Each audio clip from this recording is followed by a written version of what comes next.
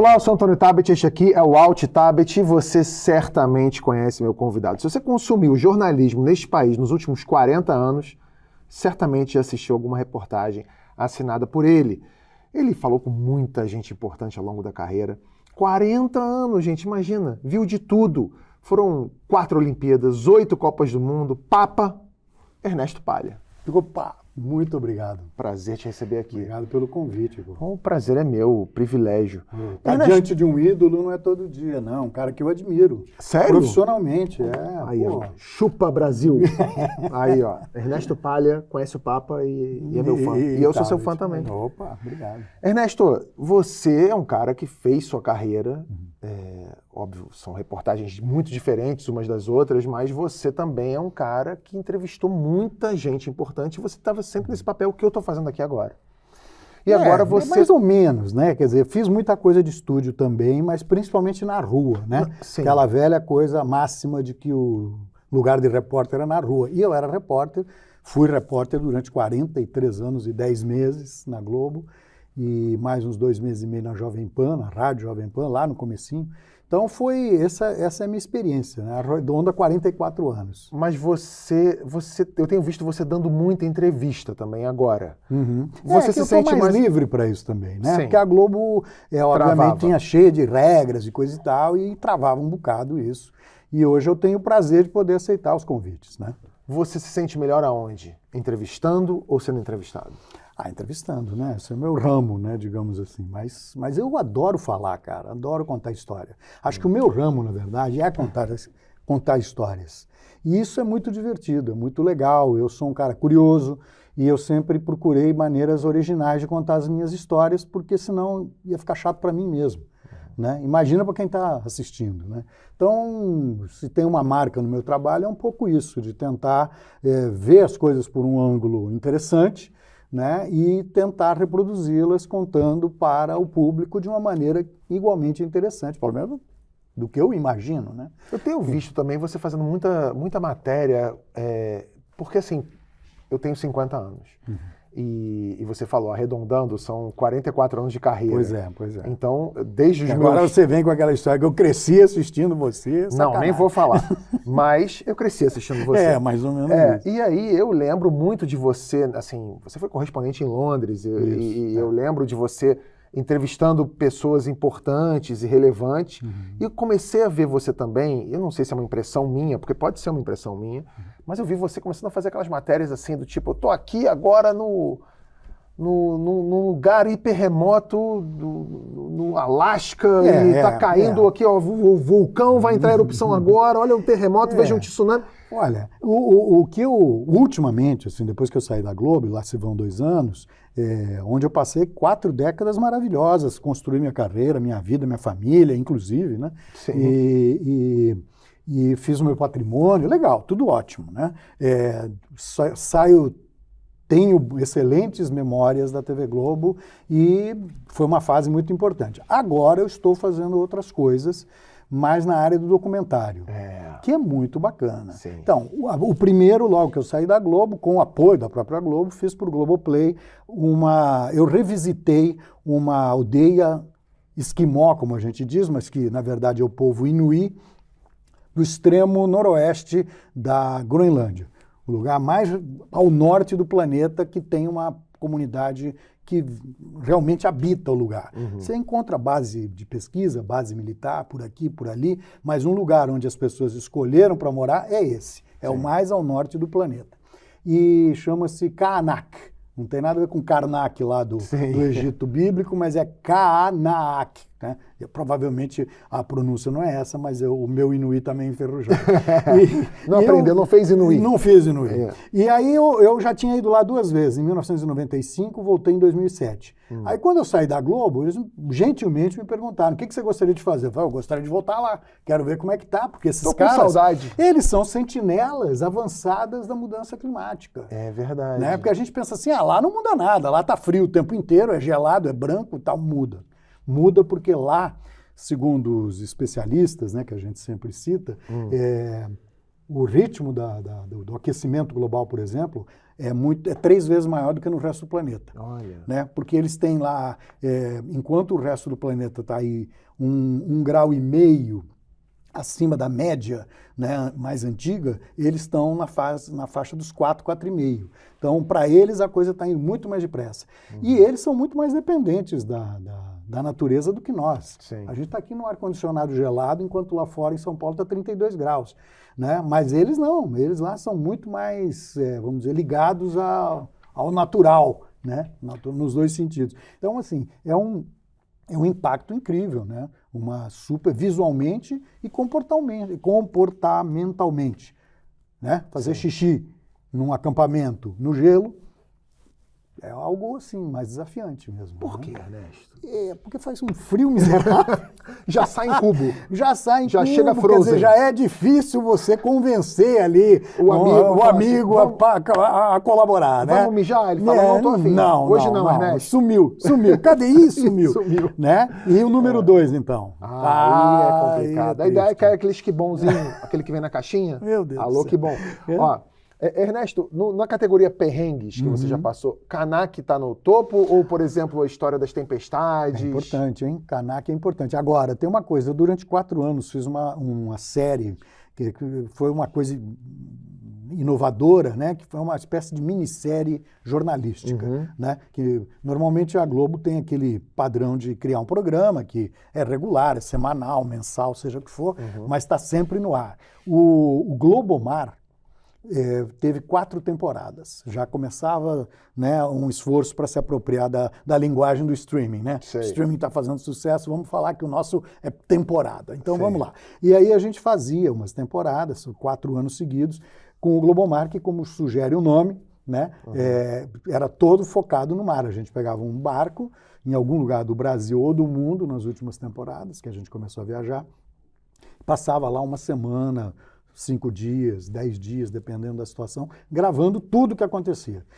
E, cara, por um lado, eu lembro daquilo, e as pessoas diziam assim, pô, mas eles ainda te pagam por você fazer isso? Eu falava, pagam e pagam bem, infelizmente.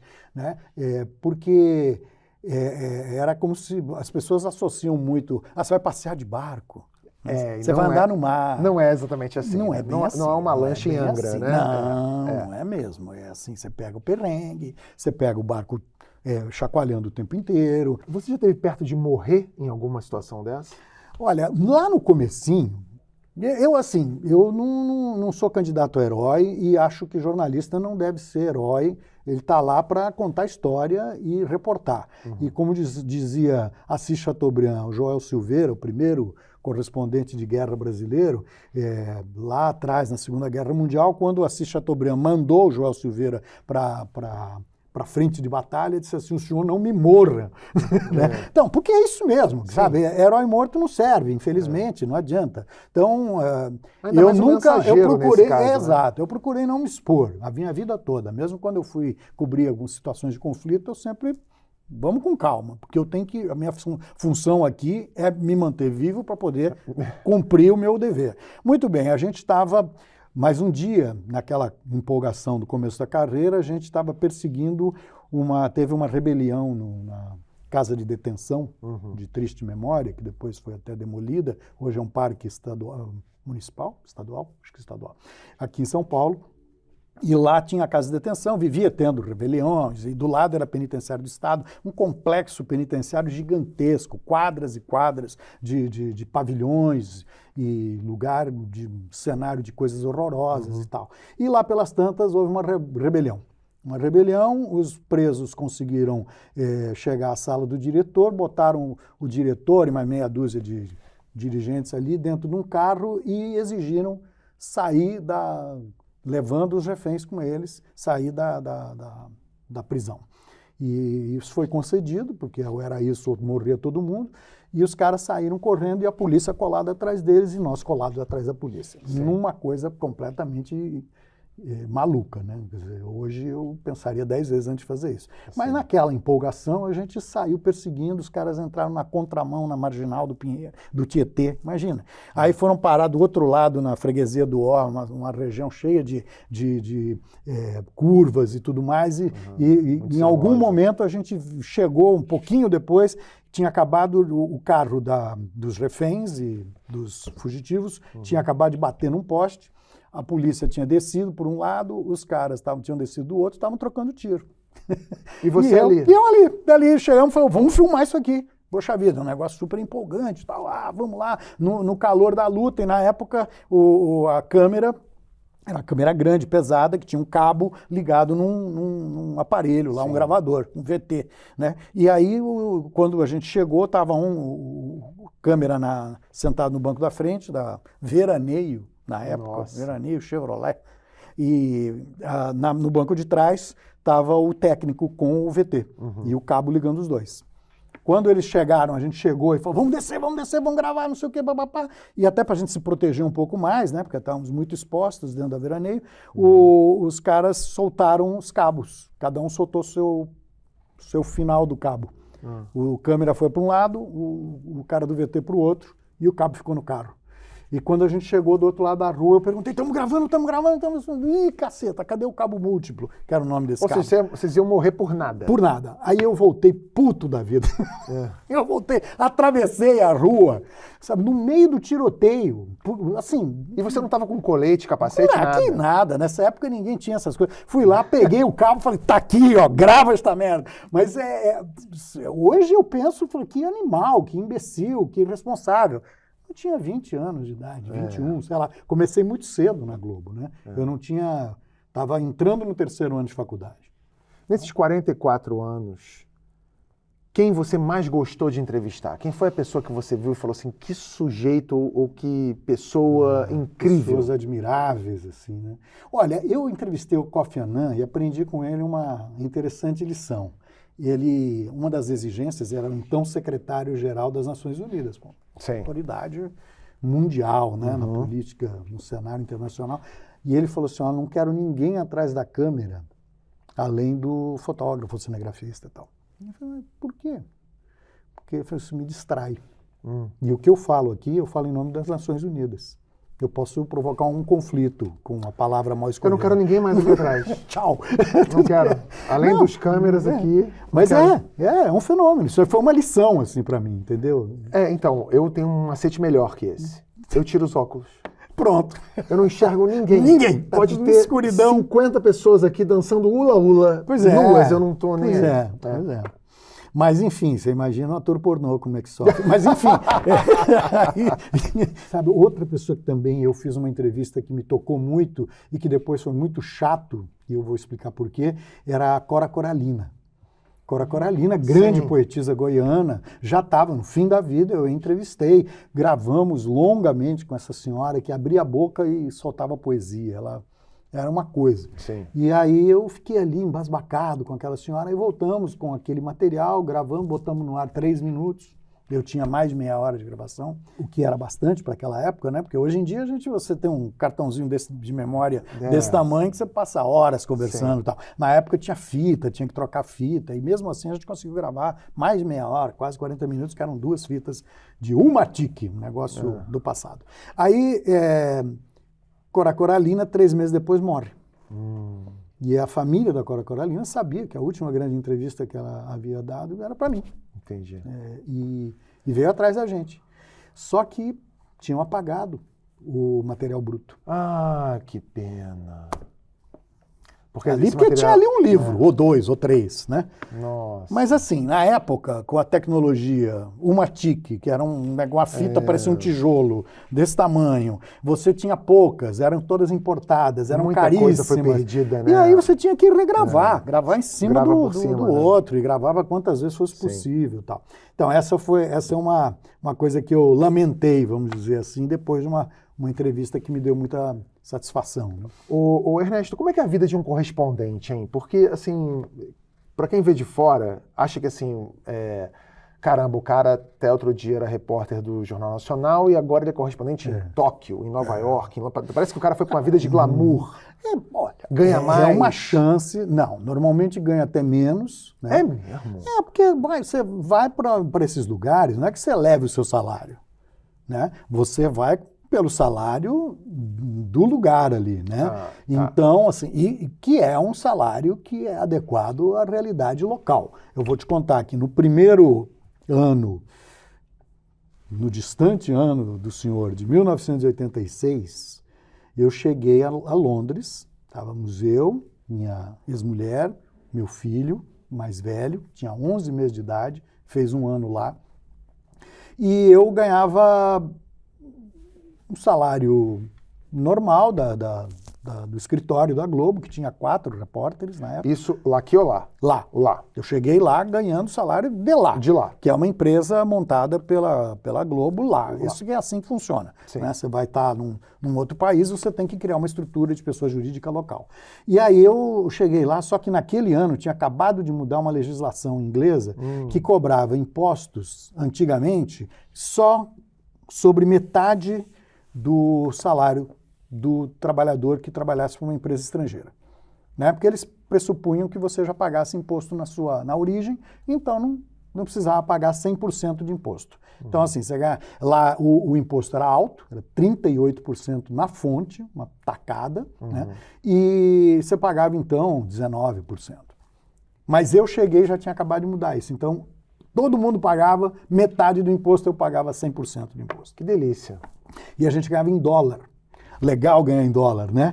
Não na Inglaterra, onde você gasta em libra esterlina. E gasta em libra esterlina. Sim, que é mais que sempre mais vale mais, sempre tal. Sei lá, hoje quanto é que está o câmbio? 7, 8 reais por uma libra esterlina. Então a gente, eu cheguei ao final do meu primeiro ano lá, cara, passando assim dificuldades. Meu filho estava indo para a creche, para a escolinha dele, e eu fiz a matrícula numa creche particular que ficava do outro lado da rua de onde eu morava, em West Hampstead, não sei se você conhece Londres, mas enfim. Aí eu sabia que não ia ter dinheiro para pagar. Eu falei, bom, agora dane-se. Chegou a hora de matricular, eu vou matricular. Se eu não resolver minha situação, eu vou me embora. Peço o boné e vou. Então você vê, poxa vida, o cara tá em Londres, sobretudo, de Capa Burberry. Era outra. Isso aí. E aí, naquele ano, naquele momento, eu vivendo essa situação, apareceu o Galvão Bueno. Galvão Bueno, lendário e tal, tá lá, passeando pela Europa, atrás dos campeonatos de Fórmula 1, né? Do Grand Prix, da Inglaterra. Ele ia para todos os Então ele estava lá porque ia ser Silverstone naqueles dias e ele apareceu. Aí fomos comer juntos num restaurantezinho ali, um turco ali, um kebab, do lado do escritório. E ele foi aí, Palha. Palha era o meu nome mais de guerra lá na Globo. Sim. E como é que tá? Eu contei a história para ele, chorei as pitangas. Ele falou, mas você não falou com a direção, com a Alice Maria, que era então diretora? Sim. Eu falei, olha, mandei umas mensagens e tal. Na época não tinha nem e-mail, você tinha que mandar ou carta pelo malote ou mandar um telex, mas telex era uma coisa aberta, todo mundo lia. Né? Chato. Chato. E assim, telefonar, eu telefonei uma vez, mas assim, é difícil, é um assunto desagradável. E não estava conseguindo tal. Aí ele falou, não, deixa comigo. E de fato, cara, ele voltou para o Brasil, ele resolveu a questão. O Galvão Bueno me salvou. Olha Veja aí. você, eu sou grato, Galvão, muito obrigado até hoje. Que né? isso, haja coração. Haja coração, cara. Então, assim, o Galvão, que até é uma figura polêmica e coisa e tal, nem Sim. todo mundo fala bem dele, eu falo bem dele porque eu tenho essa se o Galvão dobrar meu salário aqui no UOL, eu vou também falar bem do Galvão. Com certeza. Viva o Galvão. Eu tenho 2 perguntas para te fazer, você escolhe como você vai respondê-las. A primeira é, quando você está diante de um momento histórico, tipo... sei lá, queda do muro, ou a seleção brasileira de 82... Que eu não cobri por uma questão de meses, eu saí de lá em 89. Seleção brasileira de 82 sendo eliminada pelo Paulo Rossi. Depois... Isso. Você sabe que está diante de um momento histórico, naquele momento você só se dá conta disso algum tempo depois? Ah, cara, na hora você tem a obrigação de saber que está num lugar importante, né? Com raras exceções, você é surpreendido, né? Você já está lá porque o assunto é importante. Né? Sim. Você já foi porque a pauta é fundamental. Então, teve momentos em que você fala, não, eu estou, como disse com grande competência o Pedro Bial, que cobriu, sim, a queda do muro, né? Ele disse assim, puxa, eu estou aqui, meus olhos não se cansam de ver a história desfilando diante de mim. Uau! Sentado ali, na porta de Brandemburgo e tal. Eu acho que a queda do muro não foi um bom exemplo que eu dei. Porque a queda do muro estava assim, todo mundo estava Todo esperando. mundo estava na cara. Né? Eu estou falando de algo que acontece assim, de repente, que você está ali, e você fala, opa, olha aqui. Você sabe que tem uma questão, que eu vou confessar aqui, que eu vou na linha lá do deixa a vida me levar, né? E graças a isso, também eu procurei não fazer muito aquilo que os gringos chamam de overthinking, né? Falar, vamos nessa, vamos leve, vamos tocando a vida, vamos fazendo. Um momento em que eu tinha plena consciência da importância foi quando eu fui cobrir a libertação de Nelson Mandela, na África do Sul. Né? Em 1990, o cara, depois de 27 anos preso, ele é libertado, né, numa ação ali que tenta conter o que está para derrubar o apartheid, mas é o último gesto do apartheid, de conciliação, um gesto tentando fazer com que o país não explodisse, como já tinha acontecido em outros países da África, né, em que os nativos, os originais, a população original se revoltou e botou para fora os colonizadores e destruiu tudo. Né? Então, assim, com prejuízo, inclusive, para os próprios originários lá, que poderiam ter se beneficiado do que foi construído com o sangue deles durante tanto tempo. Só que aí a raiva é tanta que o cara chega e quer. Primeiro, Moçambique e Angola, os relatos são, né, que eram colônias portuguesas e que nos anos 70 se independizaram e coisa e tal, guerra civil e coisa e tal. E o que o pessoal não conseguia levar embora, os colonizadores portugueses, eles quebravam. Então também teve um lado de que o colonizador quebrou, arrebentou e tentou destruir tudo que ele não conseguiu levar com ele. E depois o que sobrou, o pessoal lá local acabou de quebrar também com raiva. Né? Então, assim, foi uma saída negociada do apartheid, que foi um regime horroroso, né?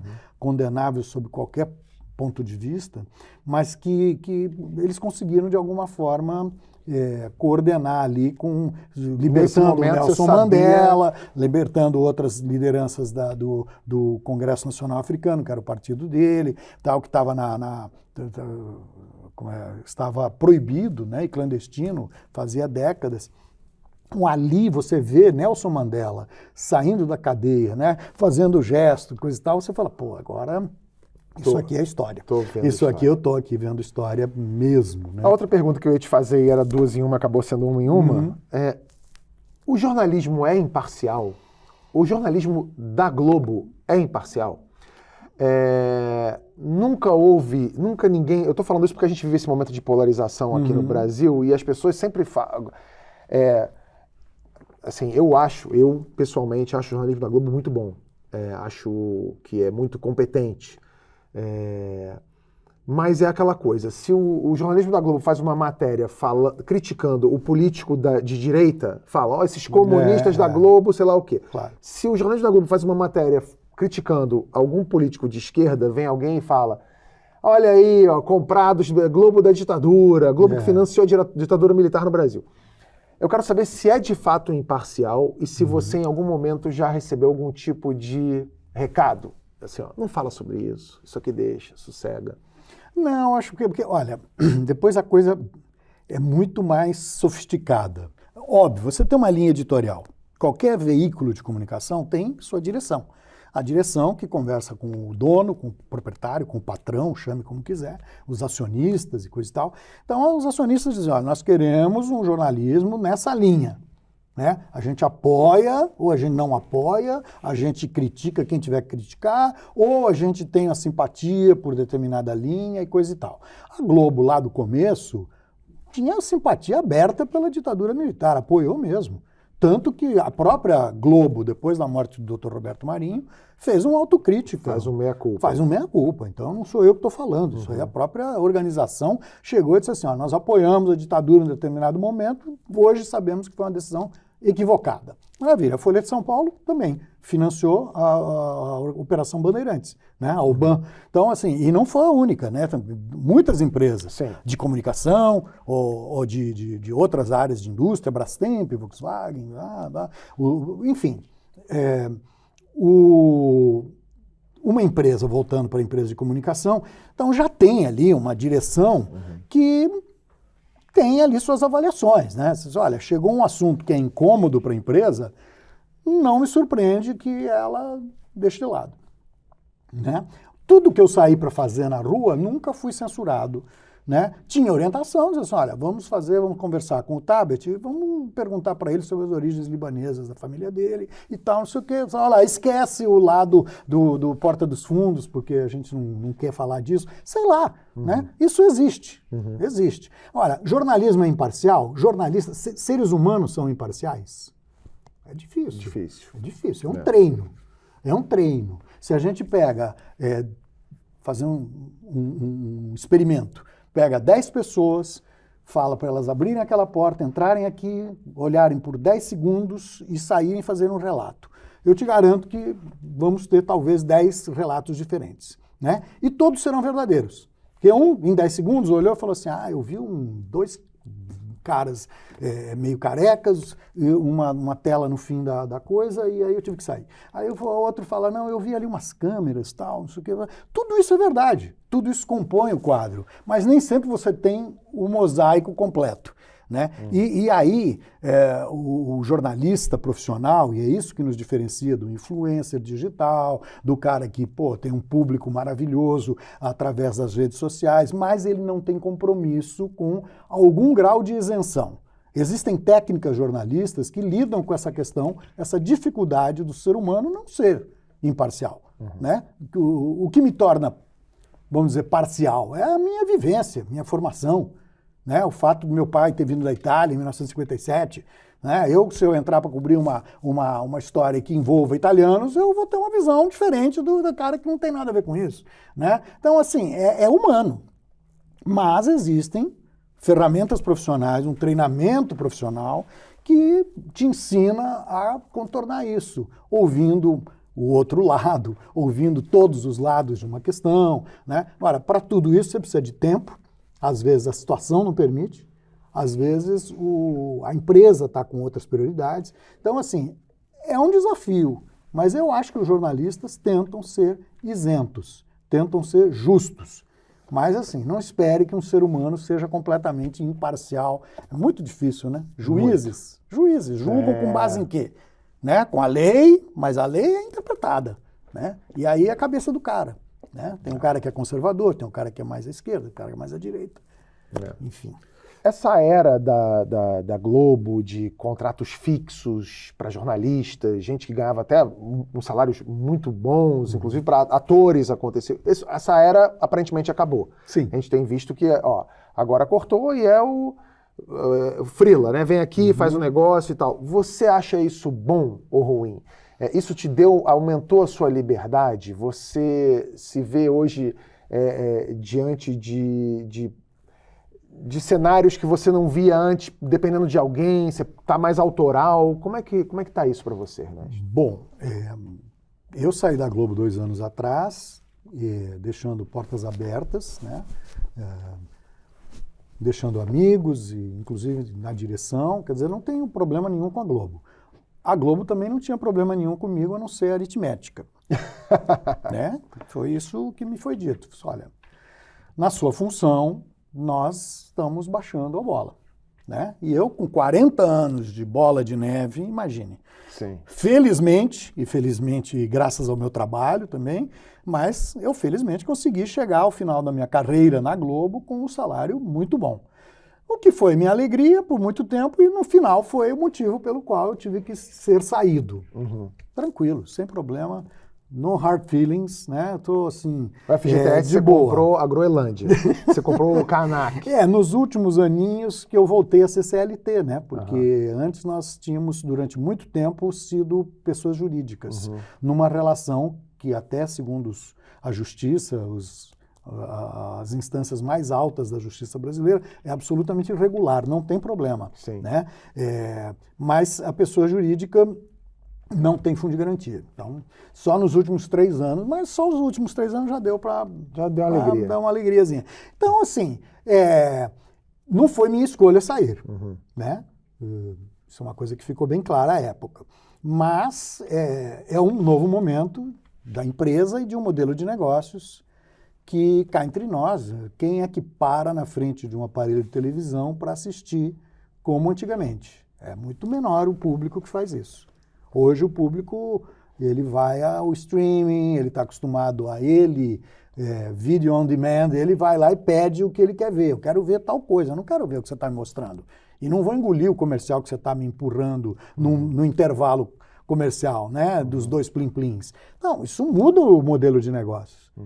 Não, mas tem muita gente que ainda assiste televisão. É verdade, é um número impressionante de pessoas. Mas vai mudando a demografia ali, né? Sim. O cara que assiste televisão é normalmente mais velho, ou o cara que tem menos recursos, ele prefere uma televisão que é um conteúdo gratuito. A internet pode parecer gratuito, mas você está consumindo, no mínimo, pacote de dados. Né? Então, nem sempre você consegue bancar isso. Não é todo mundo que pode. Então, você tem o quê? Um envelhecimento do público e um pessoal de menor poder aquisitivo assistindo. Mudou o faturamento. Bem, é um negócio. Né? Então, você tem que ajustar. Se você é um empresário que quer continuar no ramo, você tem que fazer um ajuste fino, bem feito, senão você vai morrer. E o jornalismo, Ernesto? O jornalismo mudou muito? Eu pergunto isso por vários motivos. O primeiro, a gente acabou de falar aqui sobre a coisa do celular, né? Que todo mundo hoje, o cara com celular, ele pode fazer às vezes de um repórter e mandar o que ele gravou ali para o pessoal da redação do SPTV e já passa o negócio. Exatamente. Pergunto também por causa das fake news. A gente tem visto agora a coisa da proliferação das fake news, que alguém pega, inventa uma notícia. Esse é o problema, né? Isso espalha. Esse é o desafio. Né? Vamos dizer, o cara manda da rua, diz, olha, acabo de assistir uma cena horrorosa, mataram 7 senhoras freiras imaculadas da Conceição e aqui passou por cima e tal, não sei o quê. Aí o cara forja aquilo, manda para você. Se você não checar, então, mesmo o material que vem gratuitamente e que vem generosamente do público, que vê alguma coisa, fica indignado e resolve registrar e denunciar, você tem que checar. Não pode botar no ar uma coisa de forma irresponsável. Isso é um risco muito grande, porque você pode de amanhã comer uma bola e tomar uma bola nas costas. Você não acha que esse jornalismo caça-clique, porque o clique virou a coisa mais importante? São 2 coisas diferentes. Você podia falar vamos dizer, aqui isso já existiu até, jornalismo cidadão, essa expressão. Né? Não. Tá. Mas o cidadão, ele é tão parcial quanto o jornalista e sem o treinamento profissional dele. Então. E sem os vínculos que a empresa tem com anunciantes, com a comunidade, com as autoridades. Né? Se o cara começa a botar no ar um monte de mentira, ele vai se encrencar. Né? Agora, o cara que é o caça-clique, ele não está nem aí. Sim. Quanto mais escândalo, melhor. Então, eu ia falar que lá nos anos 80, 90, o que importava era o Ibope, famoso Ibope. Exatamente. E hoje em dia quanto viralizou, quantos cliques, quantas curtidas, quantos seguidores o cara tem. Quantos seguidores você ganhou com isso. Esse método de aferir popularidade, ele acabou com a apuração do jornalismo? Então, eu acho que é um desafio e tanto, né? Porque você pensa, então, uma redação que tem menos Ernesto, velhão, barrigudo, mas um pouco mais de experiência, tá? E mais gente jovem, com salário menor, tal. E você tem um volume grande de coisas que chega da rua, né? Gente que manda coisas pela internet, com boa intenção, ou com má intenção ali no meio também. Né? Ou a própria internet, na sua máquina ali, o tempo inteiro, e o pessoal da redação... Porque alguns veículos viraram meros replicadores de X e de Instagram. Exatamente, exatamente. E você vê isso, é um desafio constante. Né? E quem sabe usar bem o recurso desse desafio para botar em xeque os meios de comunicação, os veículos, se dá muito bem. Se não, pergunta para o Mr. Donald Trump. Né? O Trump tem seguido essa cartilha do que eles chamam lá de inundação diária. Né? Você vai criando fatos novos, vai criando coisas estapafúrdias, com frases de efeito, aquilo que chamava no passado de factoide, né? Agora o cara é um atrás do outro, né? E com isso ele está o dia inteiro pautando a imprensa tem que correr atrás, falar como é que é, o que ele falou agora, ele vai invadir o Canadá, não, agora ele vai invadir o México, não, ele quer mudar o nome do Golfo do México, não, ele está botando tarifas de aço, não sei o quê. O que é verdade? O que é conversa? O que é espuma? Né? Você tem que ficar o tempo inteiro... É uma relação estressada o tempo todo. Muito, né? muito difícil. Então, mas esse é um cara que sabe usar muito bem. Né? A gente viu que o pessoal que soube usar lá atrás elegeu o Bolsonaro, por exemplo. Né? Os filhos dele, seguidores do mesmo guru, Steve Bannon, lá nos Estados Unidos, o cara que tem essa teoria do zone flooding, né? Que é a inundação da área para você manter todo mundo... olhando para você, olha para mim, olha para mim o tempo inteiro, porque eu estou aqui fazendo loucuras e você não pode me ignorar, porque o cara é presidente dos Estados Unidos, né? Ou então é presidente de outro país, ou é um político que faz muito barulho. Então, isso é uma cartilha antiga, não é de hoje que tem isso. Só que hoje, com o uso dos veículos digitais, das plataformas digitais, isso é potencializado. Né? É muito mais rápido, né? Então você Fácil. pega a velha cartilha do fascismo, lá na década de 20, o Benito Mussolini, lá na minha outra terra, que é a Itália, começou com isso, né? E depois foi aperfeiçoada e brutalizada ainda mais, já era brutal, mas pelo Hitler e companhia bela. Quer dizer, essa receita, hoje em dia, é super explosiva. É um desafio imenso para o jornalismo profissional, é um desafio imenso para os veículos de comunicação tradicionais, né? Você, ao mesmo tempo, é um momento em que a relevância do trabalho jornalístico profissional é colocada à prova. Questionada, né? Se ela é questionada e ela sai bem, opa, demos a volta por cima, contou muito ponto para a gente. Se não, a gente quebra a cara. E o que você acha dessa pesquisa? É uma pesquisa da ESPM com as jornalistas e companhia, falando que em 2024, 56% dos jornalistas escreviam suas matérias com auxílio da inteligência artificial. Uau. O cara vai... É uma loucura isso, né? Olha, deixa eu fazer um pequeno histórico aqui. A vantagem de você ficar velho... é você poder lembrar umas coisas. Eu me lembro, quando eu entrei na reportagem da Globo, nos anos 79, por aí, final dos anos 70, tinha duas figuras que não existem mais. Uma era o correspondente em Congonhas. Cara, o correspondente em Congonhas, ficava lá, a ponte aérea, o tempo, o vento, a personalidade que passava, ele ia lá e entrevistava o cara. Pô, todo mundo pega a ponte aérea, né? Sim. Tal. E o cara da Bolsa de Valores. Como é que foi a Bolsa de Valores? Como é que está o pregão? Subiu, desceu? Como é que está a Petrobras, ON, PN, não sei o que lá. Imagina, ninguém mais faz isso. Sim. Porque, assim, a previsão do tempo você vê no celular, você vê... Tudo bem, você poderia ficar caçando gente lá e tal, mas você marca com as pessoas, fala com elas e tal. Não precisa ficar fisicamente ali dentro do aeroporto stalkeando gente. Sim. Se bem que tem paparazzi que faz isso, mas não está a fim de te ouvir. Ele quer te fotografar com a tua nova namorada, é isso. E aí o cara da Bolsa, imagina, para quê? Bolsa de Valores, aquilo lá. Qual é não tem mais aquele telefone. Pega o celular, dá uma olhada, como é que está a cotação. Quer dizer, tem coisas que efetivamente a tecnologia substituiu o homem e eu acho que foi que ótimo, liberou o cara da Bolsa de Valores para fazer outras matérias. Sim. Se liberou o cara para fazer outras matérias, a notícia é boa. Se demitiram o cara porque não precisa mais dele, aí já não é tão boa.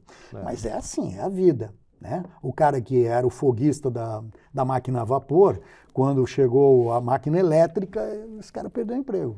Mas nesse caso da inteligência artificial, o cara escrevendo, ele perde a essência dele, né? A gente fica refém de uma coisa completamente pasteurizada. Mas eu acho que essa mais a reportagem, né? O olho no olho, vou lá na rua, converso, entrevisto, isso não pode ser substituído pela inteligência artificial e não acredito que venha a sê-lo. Entendeu? Não acho que vai acontecer isso. Essas funções repetitivas, como é que está a Bolsa, como é que é o clima, como é que vai ter atraso no avião da ponte aérea do meio-dia, isso aí pode ser feito por máquina, na boa, né? Pode até dar uma floreada, porque a inteligência artificial tem até recursos para isso. Mas eu acho que assim, a reportagem de fundo, direito, bem feito, mas é mais um desafio, com certeza. Eu acho que a gente ainda vai entender melhor isso no futuro. Mas eu acho que muita coisa poderá ser substituída pela inteligência artificial. Mas o texto autoral, o texto, né, de quem foi lá e testemunhou uma situação, não. Essa, assim, e essa pesquisa também, eu não sei qual é a metodologia dela, não estou botando em dúvida, só estou dizendo o seguinte: você está escrevendo e disse assim, peraí, quem foi que falou aquela frase mesmo, que eu não vou escrever a máquina? Mas aí você apela Aí você entra lá na inteligência artificial, quem foi que fez isso? Ah, foi o Flaubert. Ah, tá, então tá bom. E isso conta nessa estatística. Então... Eu tenho uma teoria, mas eu não estudo esse assunto muito profundamente, mas eu tenho a impressão que a coisa da inteligência artificial na produção de textos e de imagens, ela vai chegar num nível tão grande de detalhamento, de aperfeiçoamento, que vai chegar um dia em que as pessoas não vão mais acreditar em absolutamente nada que for visto, elas vão precisar...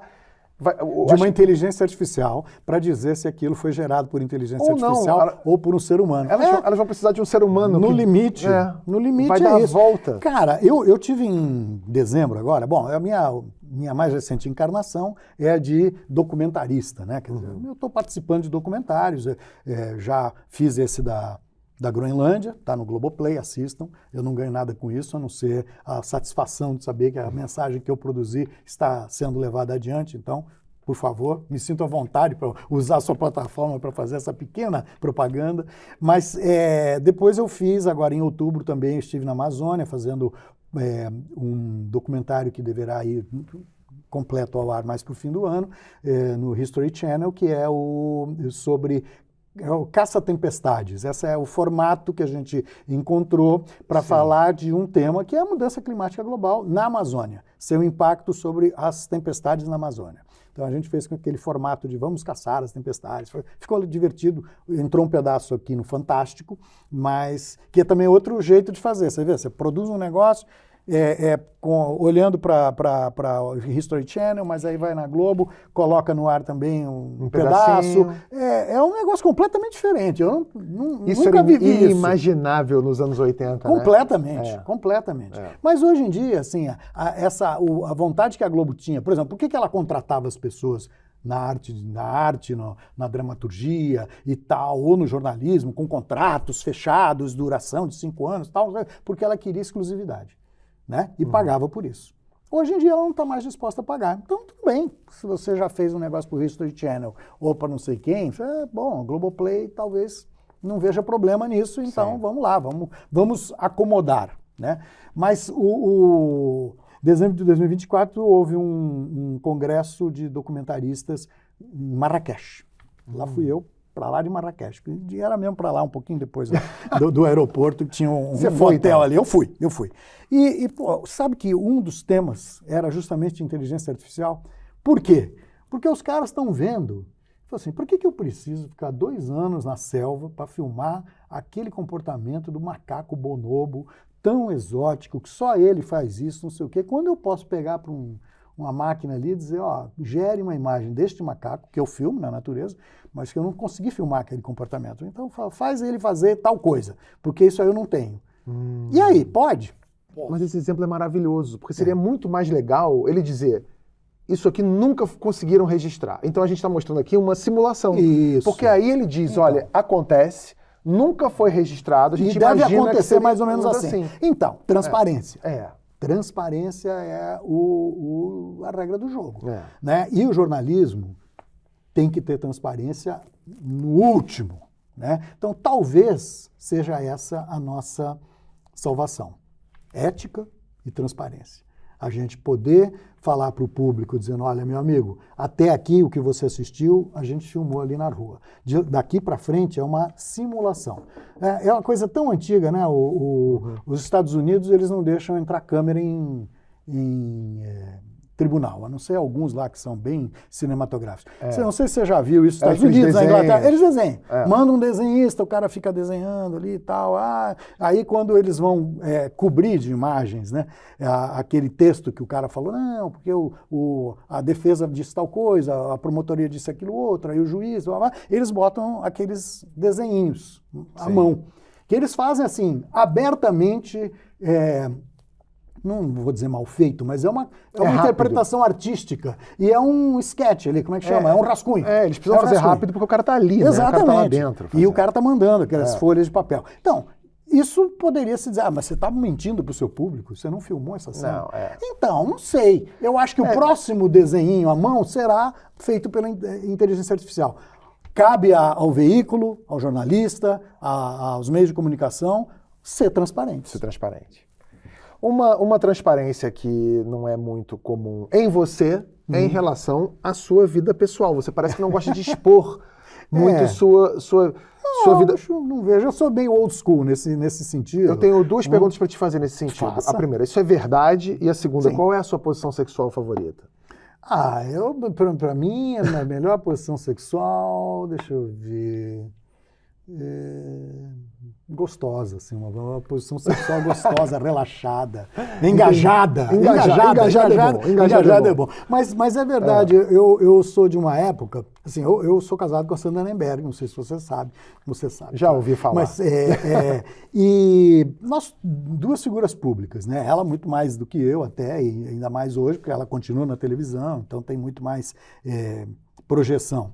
E a gente, quando a gente casou, eu era daquela velha linha, assim, eu sou jornalista, eu não dou autógrafo. Eu dou notícia, não sou notícia. Eu não sou notícia, eu não tenho nada a ver com isso. Aí o pessoal vinha, eu falava, eu vou apertar sua mão, muito prazer, como é que você se chama, João? Muito prazer, João, eu gosto do meu trabalho, obrigado, legal, mas eu não vou te dar autógrafo, porque eu não sou artista, não sei o que, blá, blá. Quando eu casei com a Sandra vem de uma história, né, ela já foi, acho que ninguém deixa de ser, atriz, né, ela tinha outro vínculo com o público. Né? E ela começou a me ensinar isso, né? Que as pessoas que te veem numa tela e coisa e tal, criam com você um vínculo, né? E que tem uma expectativa, e que você frustra essa expectativa e você é grosseiro, está sendo grosseiro. Você pode até estar sendo fiel aos seus princípios muito elevados do jornalismo antigo, mas não precisa. Tudo bem, dá o autógrafo lá. Coisa que ninguém mais quer hoje em dia. Autógrafo não. O negócio vídeo, foto. E faz um vídeo para minha mãe que está fazendo aniversário. Fazemos, tudo bem, vamos lá, vamos em frente. Eu acho que aí é outra relação. Realmente a gente deixou aquele momento do passado em que havia uma distância muito grande. E isso é positivo, é bom, é bom. Às vezes é chato. Vou falar com... Claro. Você sabe muito melhor que eu, porque você deve ser muito mais assediado do que eu. Não sei, né? mas há momentos que, assim, 99% das vezes é muito agradável. É muito agradável. Assim, as pessoas vêm com muita educação, com simpatia. A imensa maioria. Uma imensa maioria. Tem um ou outro que não tem noção e aí você está comendo com a comida na boca, o cara faz o peçanha. Exatamente. É muito chato. Já aconteceu comigo, tá comendo, numa garfada, o cara botou o celular na minha ouvido. Falou assim, fala com a minha mãe que ela duvida que seja você aqui no restaurante. Pois é, cara. Já é velório. Pois é muito desagradável. E para mim comer é um ato sagrado. E, puxa vida, interromper uma refeição... Não dá. Não dá. Precisa ter bom senso, né? Precisa ter educação. E eu acho que as pessoas vão aprender. Eu sou um otimista incorrigível. Acho que vai melhorar. Eu também acho. Ernesto, para terminar, a gente sempre termina aqui as entrevistas eu perguntando para alguém, para o entrevistado, para me contar algo que ele nunca contou antes. Pode ser um fato, uma curiosidade, um caos, uma fofoca, qualquer coisa. Cara, eu fico tentado a falar uma coisa que eu durante muito tempo, eu meio que fui discreto, assim como costumo ser de maneira geral. Eu gosto de carro antigo, eu tenho que confessar isso, admitir. Eu sou viciado em carro antigo. Viciado? Tem assim um certo vício, né? Dizem que é a coisa da ferrugem que entra nas veias e tal. Eu gosto muito, eu acho muito legal. Acho que o automóvel talvez seja uma das expressões mais bem acabadas do engenho humano. Se você pensar ao longo do século XX, pelo menos, hoje em dia tem muito mais coisa, tem mesmo as tecnologias digitais botaram o automóvel no bolso, mas os carros também embarcam muita tecnologia digital. Então está tudo junto, né? Mas assim, o automóvel acho que foi o grande salto que a indústria humana fez no final do século XIX e ao longo do século XX. São máquinas incríveis, maravilhosas, muito úteis, às vezes inúteis, né? O automóvel foi capaz de traduzir, por exemplo, a soberba do ser humano, de dizer assim, olha, eu posso me deslocar, e agora nem é para me deslocar, agora é só para realmente dar uma banda aqui, eu quero um carro esporte, um carro enorme, com motor gigante, potente, com 2 pessoas a bordo. Tá? Hoje em dia, do ponto de vista ambiental, a gente tem outra visão. Mas houve um momento da evolução, vamos dizer, da sociedade humana, em que automóvel, e você vê, as grandes indústrias, né, fabricam automóveis. Né? A elite do operariado, se você considerar assim que, por exemplo, São Bernardo do Campo, a região do ABC ali, foi a região onde surgiu uma elite operária, sindicalista, que vira político e que hoje é presidente da República. Então você vê como a coisa... Como a roda gira. Como a roda gira. E tudo lá atrás com o Juscelino Kubitschek colocando a indústria automobilística aqui. Então, assim, eu gosto muito de automóvel, eu acho legal, eu acho que de alguma forma eu fico preservando carros antigos, eu tenho alguns, né? Eu tenho uma Rural, por exemplo, 1968. É a tua joia da coroa? Sei lá. Mas eu tenho assim, falando em coroa, com todo respeito, eu tenho assim alguns carros 1968. Né? E é um ano que eu gosto muito, 1968. A Sandra é de 1968 também. Olha aí. Veja você. Com todo respeito, meu amor. Você é uma máquina. Olha! Ernesto, muito obrigado pela sua presença aqui. Obrigado a você. Se você também gostou, espalha, curte, compartilha. E semana que vem a gente volta com mais algum convidado de garbo e elegância aqui no Alt Tabet. Espalha sem trocadilho, por favor. Espaglia. Espaglia, por favor. Tchau. Obrigadíssimo. Valeu. Tchau, gente. Valeu.